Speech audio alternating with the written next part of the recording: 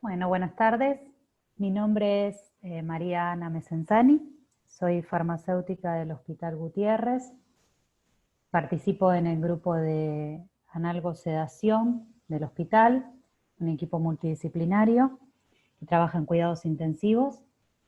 También participo en el comité de analgesia, delirio y sedación de SATI. Bueno, primero y antes que nada quería agradecer a la FAM por esta invitación a participar en este espacio y por generar este espacio que nos permite un intercambio constante y un aprendizaje constante. Bueno, la charla de hoy está básicamente como que la motivación o el puntapié inicial para esta charla fue un trabajo que salió publicado en la revista de terapia intensiva, en la revista de SATI, de la Sociedad Argentina de Terapia Intensiva, en julio de este año, en el que participamos varios profesionales del hospital y también de otros hospitales, porque inicialmente los participantes del grupo de analgesia, delirio y sedación de SATI en la parte de pediatría éramos solo del Hospital de Niños, pero bueno, ya se empezaron a incorporar profesionales de otros hospitales, como Sofía, que es del Hospital del Cruce. Y bueno, nos convocaron a escribir un artículo, fue un gran desafío poder plasmarlo, poder realizarlo, y una gran experiencia. Y a partir de esto, bueno, fue la invitación a contar un poquito de qué se trata, que si bien es un artículo que brinda recomendaciones para la analgosedación en niños críticos, lo hace en general y con algunas particularidades por el momento que estamos viviendo, el momento de pandemia por el COVID-19. Entonces, bueno, con algunas particularidades en este contexto. Pero bueno, en este punto, lo primero que nos planteábamos, y yendo un poquitito para atrás para dar una introducción, debemos decir que esto es un trabajo en equipo de hace muchos años, y bueno, ¿por qué empezamos o por qué armamos este grupo de analgosedación en el hospital? Bueno, porque sabemos que el dolor es lo que más recuerdan los pacientes que estuvieron internados en una unidad de cuidados intensivos. Por otro lado, sabemos que la sobresedación genera muchas dificultades en el despertar. En general, necesita más días de asistencia respiratoria mecánica y por ende más días en una unidad de cuidados intensivos, en este caso pediátrica, pero esto aplica a cualquier unidad de cuidados intensivos.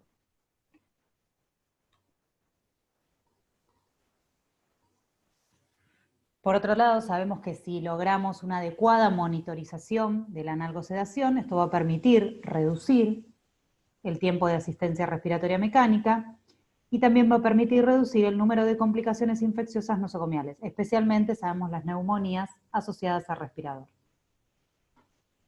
Entonces empezamos este trabajo en equipo hace ya varios años, con la farmacéutica que estábamos en ese momento en la unidad de cuidados intensivos, médicos terapistas, enfermeros, kinesiólogos, médicos de cuidados paliativos y también inicialmente participó toxicología. Entonces armamos este equipo multidisciplinario con la idea de mejorar el protocolo de descenso que teníamos. Cuando hablo de descenso hablo del weaning del respirador o el destete del respirador, con la idea de realizar un protocolo de ascenso, es decir, cómo íbamos a aumentar la analgosedación en esos pacientes que lo requirieran por generar tolerancia, por estar muchos días en respirador, por múltiples complicaciones, cómo se iba a hacer ese ascenso de drogas y cómo se iba a monitorear. Y por otro lado, qué tipo de escalas iban a utilizar para evaluar dolor, sedación y abstinencia en ese momento. El camino fue largo, bueno, hoy vamos a hablar después particularmente de este artículo, pero para hacer una breve historia, empezamos por allá por el año 2014, en realidad previo a eso en el año 2012, colegas que estaban en ese momento en la terapia empezaron a trabajar ya en un equipo multidisciplinario en el protocolo de weaning. Pero en el 2014 empezamos con el primer protocolo de analgosedación, o la primera normativa del hospital. Luego, en el 2015, tratamos de empezar a implementar el uso de las escalas de dolor, de sedación y de abstinencia. Pudimos presentar un primer trabajo en el Congreso de SATI de 2015. En el 2016 ya empezamos a reevaluar qué era lo que pasaba con esta normativa que habíamos empezado a usar en el 2014, viendo cómo nos había ido. Esto es un trabajo dinámico. En adultos hay bastante más escrito, en pediatría menos. Entonces, bueno, dependiendo de lo escrito, de la bibliografía, de las posibilidades de cada institución, se generó esta guía o esta normativa del servicio, que después fuimos reevaluando en cuanto a las posibilidades, a la experiencia y a nueva bibliografía. Entonces en el 2016 hicimos algunos cambios, cambiamos algunas dosis que disminuimos un poquito, el uso de fentanilo, cómo íbamos a rotar de un opioide a otro. En el 2017 pudimos lograr unas primeras jornadas de analgosedación en el hospital, también con un equipo multidisciplinario, con distintos profesionales del servicio que pudimos participar y expresar distintos temas y la experiencia vivida hasta el momento.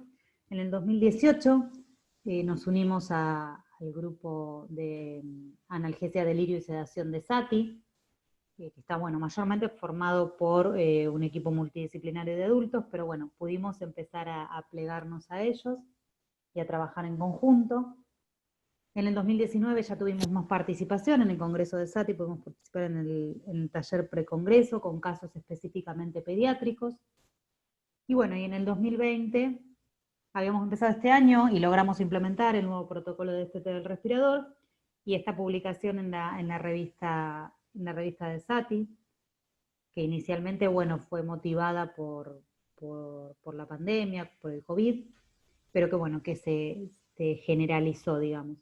Proyectos un montones, la guía de analgosedación en pediatría, mejorar continuamente el cuidado de los pacientes, tanto en el Hospital Gutiérrez como pacientes de pediatría en general, ¿no? Internados en cuidados intensivos, ver qué pasa si podemos hacer vacaciones de bloqueantes neuromusculares, que era otra cosa que se estaba revaluando, ver si podemos medir el delirio en los pacientes pediátricos, que ya sabemos que está muy instaurado en adultos. Y bueno, evidencias muchas, ya por el año 2013 se empezaba a hablar, empezaban distintas bibliografías reconocidas internacionalmente, guías de recomendación y sugerencias, basadas en la mejor evidencia para el manejo de la sedación, la analgesia y el delirio en el paciente crítico. Se empieza a promover el uso de menor nivel de sedación, de usar inicialmente opioides, se empieza a hablar de la analgesia multimodal y cómo utilizarla, del uso de escalas, de la importancia de la prevención del delirio, y esto era ya por el año 2013, como vemos en esta revista. En el año 2013 también salían las guías PATS, las guías de analgesia, sedación o agitación y delirio, que también eran una serie de recomendaciones a partir de bibliografías armadas por un equipo multidisciplinario que hablaba de la importancia de lo mismo, también eran en el mismo año, en el 2013. Para el año 2016 salía publicado un artículo muy interesante que habla del concepto ICASH, que habla de que el paciente debe encontrarse cuando esté internado en cuidados intensivos confortable, cooperativo y calmo. Habla también de la analgesia multimodal, habla de la analgesia como el primer escalón a evaluar, del uso mínimo de sedantes, y empieza a incorporar la movilización, el sueño, la importancia del sueño en la terapia y los cuidados humanizados, la participación de la familia. Es un trabajo muy lindo donde participan muchos países. Este es un resumen del concepto ICASH, de qué es lo que dice confort, usando analgesia, mínima sedación y el cuidado humanizado. El concepto de las 3C, calmo, colaborador y cómodo. Y bueno, y hace un gran hincapié en la mínima sedación en los pacientes internados y la compañía y de la familia y de los seres queridos, y las terapias se empiezan a abrir y ya empiezan quizás a ser menos restringidos los horarios de visita, a incorporar a la familia como parte del equipo en el cuidado del paciente. Para el 2017, otro trabajo muy interesante, y estos son todos trabajos que están hechos en adultos, pero que son el puntapié inicial del cambio de paradigma en lo que serían los cuidados intensivos. los bundles, el paquete de medidas de la A a la F, que vuelve a hablar un poco de lo mismo, evaluar, prevenir y tratar el dolor en primera instancia, las vacaciones de sedación y las pruebas de ventilación espontánea, la elección del sedante y el analgésico, evaluar y prevenir el delirio como un pilar muy importante en los cuidados críticos, y incorpora estas que son un poquito más nuevas, pero que hablan de la movilización precoz y la importancia de la movilización precoz en pacientes internados, y la inclusión y el empoderamiento de la familia en el cuidado de nuestros pacientes. Luego salen las guías PADIS 2018, de las que hay una traducción y están ayornadas, digamos, al idioma español de una manera muy interesante, en una traducción muy interesante con una adaptación muy linda, que también habla de recomendaciones y de los niveles de evidencia de cada recomendación, y que incorporan, además de lo que tenían las guías de 2013, que eran el dolor, la agitación o la sedación y el delirio, incorporan todo lo que tiene que ver con la inmovilidad y las alteraciones del sueño en los pacientes en cuidados intensivos. Y acá, bueno, un poquitito más tarde, sabemos que siempre pediatría viene un poquito más atrás de los adultos, que la población es diferente, que siempre es distinto estudiar en los chicos, pero bueno, ya tenemos en el 2017 trabajos que empiezan a hablar de el delirio en pediatría, y se pliegan al mismo concepto, al concepto del control del dolor, de disminuir la sedación y de empezar a medir el delirio y de ver qué pasa con eso y de prevenirlo. Empieza a hablar de que los chicos también tienen delirio, y bueno, empiezan un poquito los números y las estadísticas y la evidencia de esto. Todo esto para hacer un paneo general de hacia dónde van los cuidados intensivos, hacia dónde está orientado el equipo en el que trabajamos, y cuáles son las evidencias científicas de lo que nosotros estamos tratando de implementar o hacia dónde queremos ir. Bueno, ahora nos metemos un poquito de lleno. Esto fue como una introducción de por qué el grupo de trabajo, cuáles serían los objetivos y hacia dónde estamos yendo. Ahora hablando del trabajo en particular, en el que participamos terapistas, en el que participaron 2 terapistas del hospital, 2 farmacéuticas, Sofía y yo, y Roxana, que es kinesióloga del hospital. Y bueno, y la idea era hacer una síntesis de qué implica para nosotros los cuidados y la analgosedación en los pacientes pediátricos y críticos. Sabemos que el adecuado manejo de la analgosedación es de vital importancia a fin de mantener al niño sin dolor y tranquilo, y que esto va a permitir evitar complicaciones y efectos adversos. Que el monitoreo con escalas de dolor y sedación y la prevención del delirio, así como la adecuada evaluación de abstinencia, que podemos explicar un poquito más adelante qué significa, son parte fundamental de la adecuada atención del niño internado. Y actualmente se nos suma esta situación tan particular que está relacionada con la pandemia y que es el COVID-19. Si bien sabemos que en los chicos no ha tenido un impacto tan grande como en la población adulta mayor, a la fecha en la que nosotros terminamos el artículo, que fue para fin de mayo, 2 niños habían sido internados en la ciudad de Buenos Aires, críticamente enfermos por COVID-19, o sea que los niños no están exentos a tener que ser asistidos en una terapia por esta situación por la que está atravesando el mundo, que tiene que ver con esta patología. Entonces primero vamos a hablar de la analgesia, que como sabemos es el primer pilar en el que debemos centrarnos en el tratamiento de la analgosedación en los pacientes internados.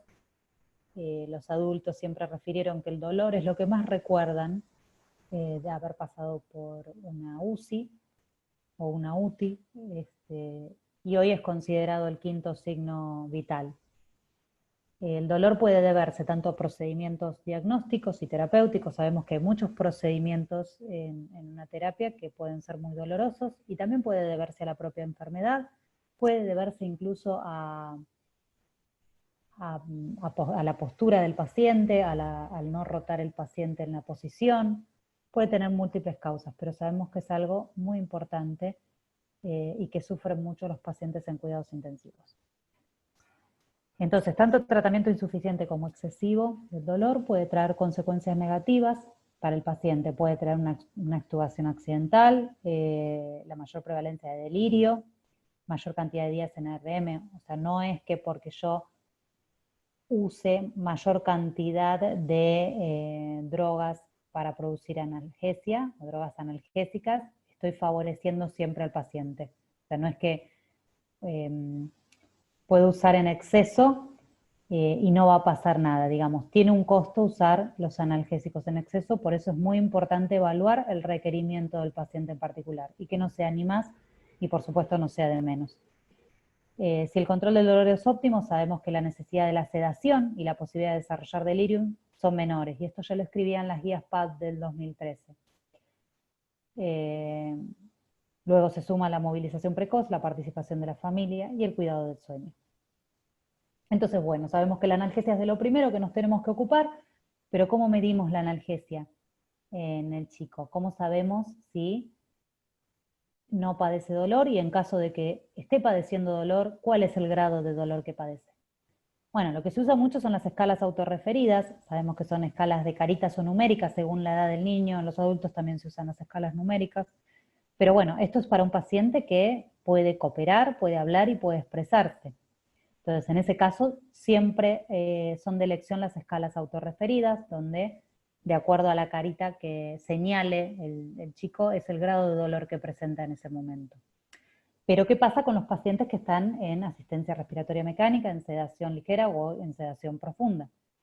¿Cómo medimos, cómo evaluamos el dolor en esos pacientes? Tenemos que usar escalas conductuales validadas. En el caso de la terapia o en el caso de los niños está la escala del FLAC, que se usa para niños de 1 mes a 4 años y mayores no colaboradores.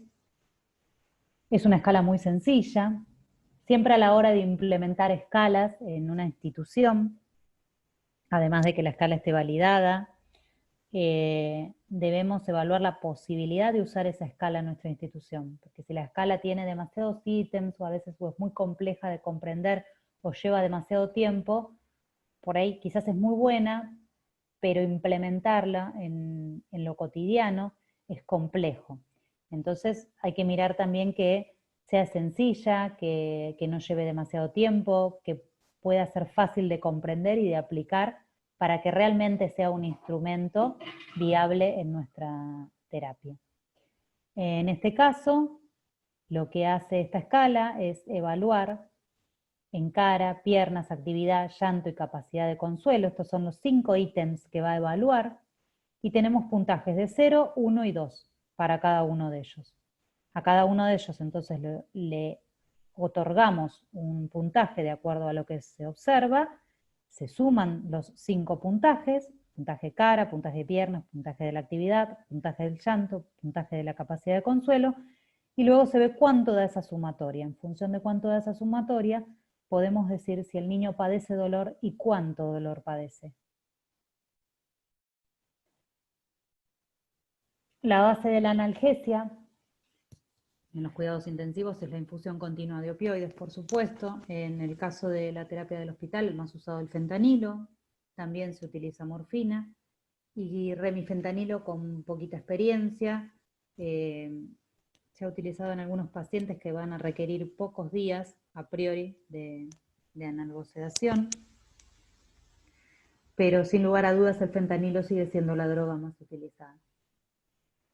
Luego, dependiendo de la intensidad y el tipo de dolor, vamos a poder asociar distintos fármacos, antiinflamatorios no esteroides, paracetamol, ketamina, gabapentin, pregabalina en caso de dolores de tipo neuropático. O sea, ahí ya vamos a evaluar la intensidad, pero además el tipo de dolor que presenta el paciente para asociar drogas que permitan también utilizar menor cantidad de analgésicos opioides. Esta es una tabla que está en el artículo. El artículo, hago un paréntesis, se puede descargar entrando, poniendo Sati, el nombre del artículo, o buscando la revista de Sati, se puede descargar libremente. Esta es una tabla que habla de los analgésicos que nosotros más utilizamos. La lista es bastante más larga, pero esto es a modo ilustrativo, nada más, con las dosis que usamos en el caso de que sea intermitente, en el caso de infusión continua. Anexamos además si necesita ajuste por insuficiencia renal o por insuficiencia hepática, solo poniendo signo o precaución, sin poner cómo sería la dosis a ajustar, porque nos parecía que se hacía demasiado extenso, pero sí como pauta de alarma para tener en cuenta si necesitaba ajuste o no la droga, y bueno, y por supuesto alguna observación que se requiera.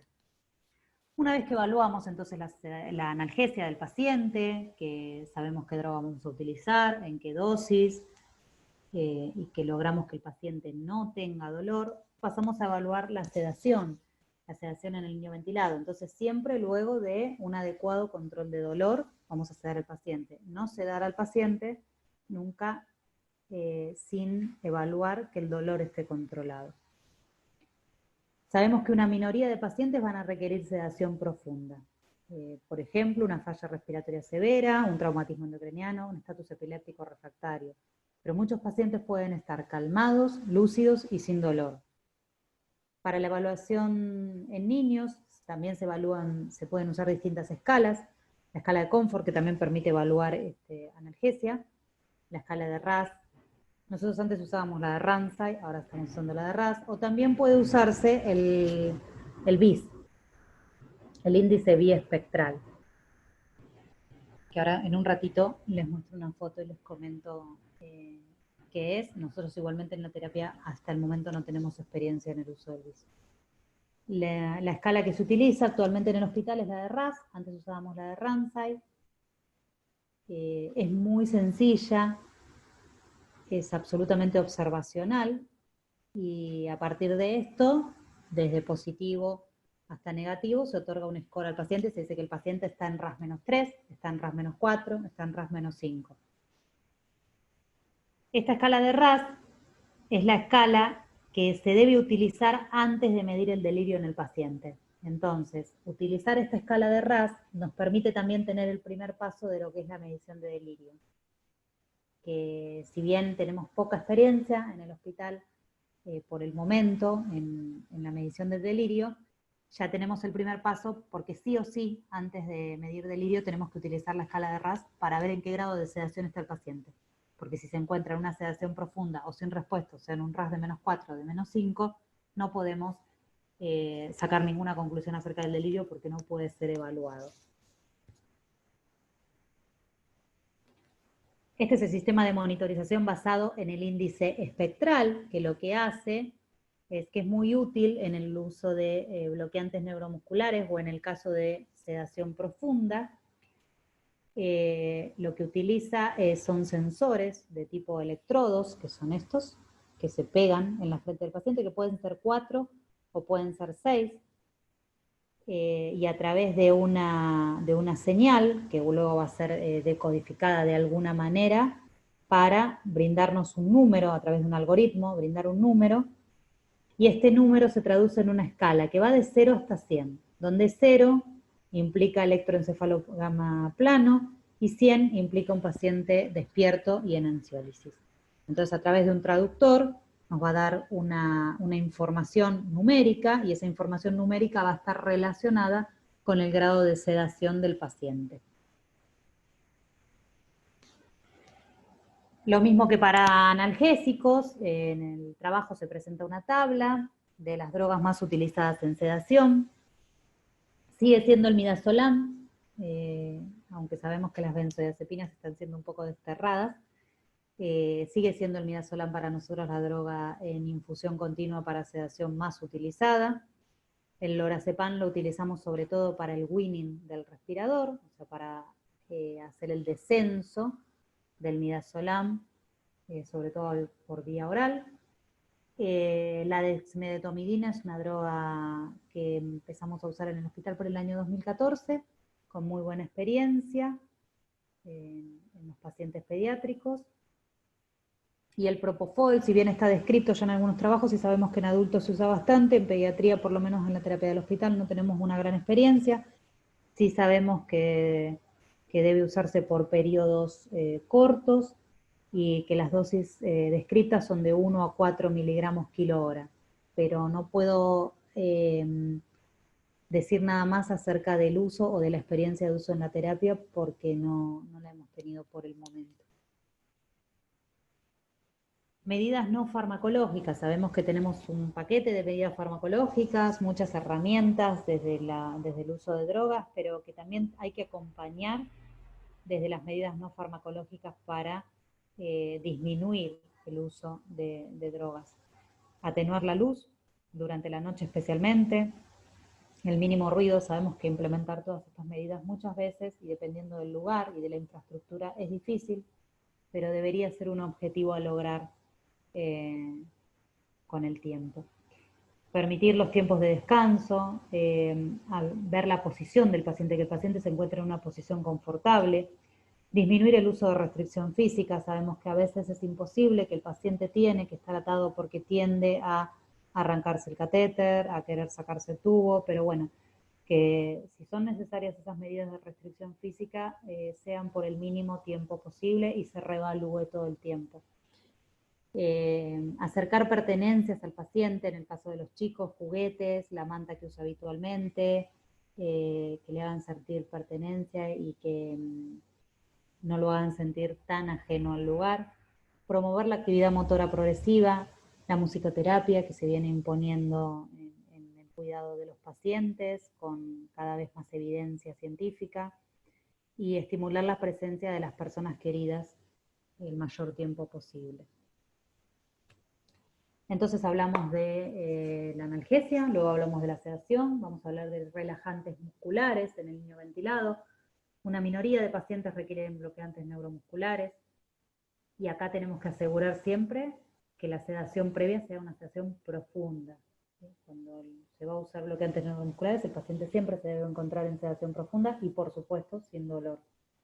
Y que el uso de bloqueantes musculares neuromusculares se asocia con debilidad muscular, entonces siempre reevaluar y que sean suspendidos lo antes posible y que su utilización sea el menor tiempo posible. El síndrome de abstinencia, como les decía, que es otra de las cosas que hemos logrado evaluar a través de escalas. Dijimos que tenemos la escala FLAC para el dolor, la escala del RAS para la sedación y también una escala para medir abstinencia. ¿Cuándo se produce la abstinencia? Cuando hay un amplio uso de medicación analgésica y sedante en las unidades de cuidados intensivos, entonces al intentar suspender o disminuir las dosis de opioides y benzodiazepina, fundamentalmente se producen una cantidad de signos y síntomas en el paciente que indican que el paciente está en abstinencia. Los principales factores son, bueno, las infusiones prolongadas, como les dije, las dosis elevadas también, o sea, hasta dónde el paciente requirió subir de dosis tanto de benzodiazepina como de opioides por necesidades fisiopatológicas o por el tiempo que permanece en respirador, que está claramente ligado a lo fisiopatológico, y al intentar suspender o disminuir de manera brusca la medicación o disminuir más de lo que el paciente puede tolerar, se puede evidenciar el síndrome de abstinencia. La escala que utilizamos para medir el síndrome de abstinencia es la SOFIA o la SOS, que lo que hace también es puntuar una cantidad de ítems, y yo a cada uno le voy a otorgar una puntuación, y cuando el puntaje es mayor o igual a 4, indica que el paciente está en síndrome de abstinencia. Entonces que quizás el descenso fue demasiado brusco o se suspendió la droga de manera demasiado abrupta y hay que volver como si fuera un paso para atrás. Bueno, luego otro gran pilar del trabajo en la analgosedación de los pacientes es el delirium. El delirium se define como una disfunción cerebral aguda. Es un cambio agudo o fluctuación en el estado mental, que produce falta de atención y alteración en el nivel de conciencia. No es lo mismo que el delirio. El delirio es una entidad de tipo psicótica. El delirium es una disfunción cerebral aguda. es fundamental prevenir y detectar de manera precoz, porque no hay un tratamiento específico para el delirio. El mayor riesgo de delirio es en los lactantes, por la inmadurez que tienen en el sistema nervioso central. El retraso cognitivo y motor o en el lenguaje aumenta en 3,5 veces el riesgo de un paciente pediátrico de tener delirium. Y la enfermedad mental previa puede ser un factor de riesgo y a la vez puede ser un factor confundidor en la evaluación del delirio. De nuevo, el delirio también, como hablamos de la analgesia y como hablamos de la sedación y de la abstinencia, también se han desarrollado escalas para medir el delirium. Las escalas PS-CAMICU y P-CAMICU son escalas que derivan del CAMICU de adultos. También está la escala de Cornell. La PS-CAMICU es para niños entre 6 meses hasta 5 años y la P-CAMICU es para niños mayores de 5 años, mientras que la de Cornell es más global, se basa en una cantidad de preguntas, hablo de la última escala, ¿no? En una serie de preguntas donde yo voy a poner entre nunca y siempre, mirando al paciente. Con la observación del paciente voy a puntuar en esa cantidad de preguntas que tengo, que creo que son 8, si no mal recuerdo, porque para el hospital en realidad seleccionamos el PS-CAMICU y el P-CAMICU para utilizar. Entonces, creo que son 8 preguntas, no les quiero decir mal, y la idea es poner entre nunca y siempre y puntuar. En el caso de, a ver si puedo volver para atrás, sí. De P-CAMICU o de PS-CAMICU dijimos que siempre tengo que empezar, esta es la escala del RAS, la que les mostré hace unos slides atrás. Entonces lo primero que tengo que hacer es evaluar el RAS. Me dice, si el RAS es mayor de 3, se puede continuar con el paso del CAMICU. Si el RAS es menos 4 o menos 5, el paciente debe ser reevaluado más tarde, porque en ese grado de sedación no puedo evaluar si el paciente tiene delirium o no. Entonces lo primero, la escala del RAS. Una vez que realicé la escala del RAS, dijimos que tenemos dos, para niños menores de 5 años o para niños mayores de 5 años. Para niños mayores de 5 años, lo primero es, ver si hay un cambio agudo con respecto al estado mental, esto lo evalúa el profesional, sí o no, ver si ha fluctuado el estado mental en el paciente en las últimas 24 horas, sí o no, y esto es lo primero que se evalúa, y luego paso a hacer una pruebita, digamos, en los chicos, que puede ser de dos maneras. Pidiéndole, nombrando una serie de letras, que van a ser 10 letras, de manera consecutiva, y pidiéndole que asienta con la cabeza o nos puede apretar la mano cuando escuche la letra A. Y en base a la cantidad de aciertos o errores se puntúa. Y otra de las maneras dentro de esto es con una serie de figuras, de dibujos, donde se le van a mostrar 5. Está todo establecido porque las figuras se deben mostrar cada 3 segundos, nombrar el objeto, o sea, cómo hay que hacerlo, cómo hay que implementarlo, no es de cualquier manera, se muestran esas 5 figuras y después esas 5 figuras van a formar parte de un combo de 10 figuras. Y el paciente tiene que identificar dentro de esas 10, como una especie de test de memoria, entre comillas, las 5 que ya fueron mostradas. En base a cuántos aciertos tenga y no, también hay una puntuación para eso. Luego hay otro ejercicio que tiene que ver con preguntas sencillas, que por ejemplo una de ellas ¿es dulce el azúcar? Y que las respuestas solamente van a ser sí o no, o que el paciente pueda sentir con la cabeza. ¿Pueden volar los pájaros? Preguntas muy sencillas. Que muestre los dedos, que le enseñe uno un dedo y que lo pueda mostrar. O sea, ejercicios muy sencillos, pero que permiten saber si el paciente está conectado, ubicado o sin delirium. Y luego si la característica 1 y la característica 2, característica 1 y característica 2 dan positivas, y la 3 y o 4 dan positivas, el paciente presenta delirio.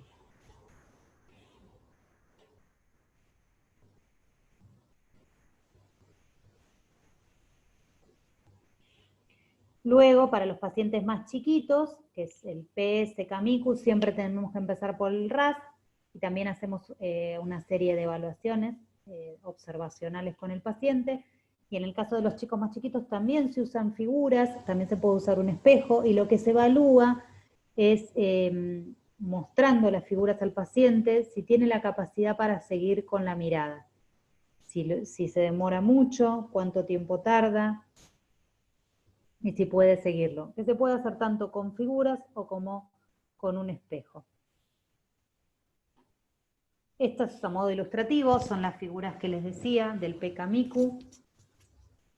Se anillan, estas son las de este lado, las del PSKMICU, y las de este lado, las del PKMICU. Todo esto está en una página que es el iqdelirium.org, que es de libre acceso, que trae mucha información e incluso hay videos mostrando cómo se mide el delirio en niños pequeños. Bueno, sabemos que la prevención y el tratamiento se basan fundamentalmente en medidas no farmacológicas y la disminución del uso de fármacos que puedan provocar el delirium. Hablamos, por ejemplo, fundamentalmente de benzodiazepinas. En pacientes con COVID-19 sabemos que el delirio puede ser una manifestación de una invasión directa sobre el sistema nervioso central o puede ser causada por mediadores inflamatorios.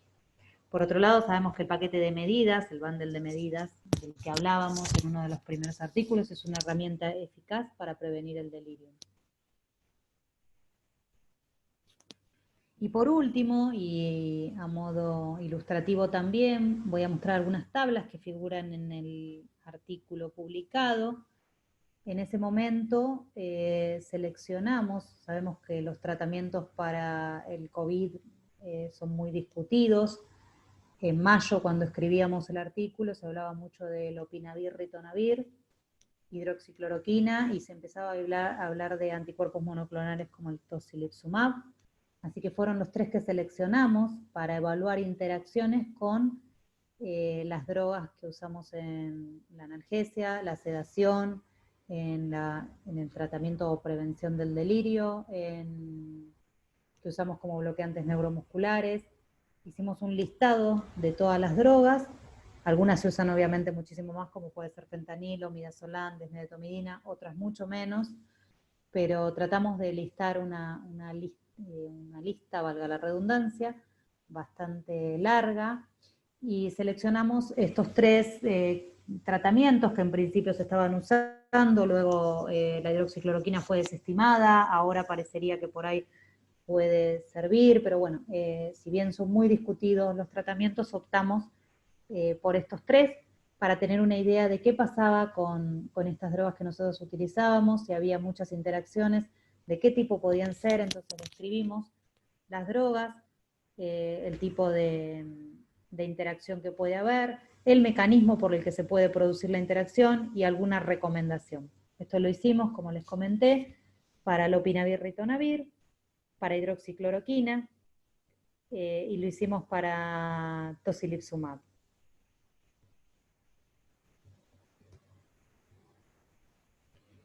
Bueno, para cerrar un poquitito lo que es el trabajo cotidiano del grupo, creo que más o menos pude expresar cuáles son los objetivos y cuál es el camino por el que queremos ir.